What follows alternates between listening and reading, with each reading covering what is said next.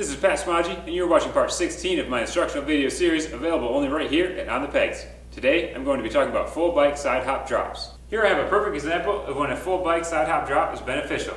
I'm going to be coming down this, and I have to turn before the gravel. I'm going to act like that's the ribbon, so if I just roll straight down, the front tire is either going to land there and the skid plate's going to hit, or it's going to land too far. I'll roll out of the ribbon and get a 5. So what I want to do is get completely sideways and do a side hop drop down onto this one. To do that, you want to start by working your way as close to the edge as possible.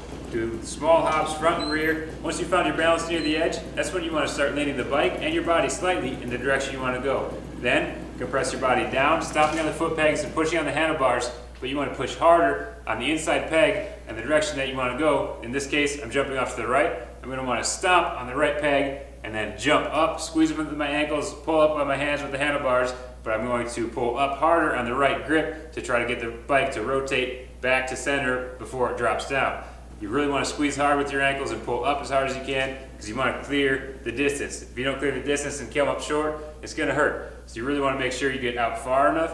And this one's so tight that I can't go too far, so it's very precise where I have to take off from and where I have to land. So I want to be looking at my landing as I'm leaning at the top. And also I'm going to keep the clutch in and keep both brakes on the entire time and try to land and land balanced. When you jump up, you want to throw your hips and shoulders in the direction you want to go. Try to engage your core to keep everything working together. If you're having a hard time getting both tires to come up high enough, you can try to use a little bit of throttle and clutch as you compress, and when you're ready to rebound, that's when you let the clutch out. Not all the way, just slip it a bit with a small amount of throttle, let off the brakes for a split second, and that can help lift both tires up and hopefully clear the distance you need. But you should keep working on it using less and less clutch until you can do it with none. That way you can do a side hop drop with no forward movement. Once you land, just keep the clutch in, the brakes on, and soak it up a bit with your arms and legs.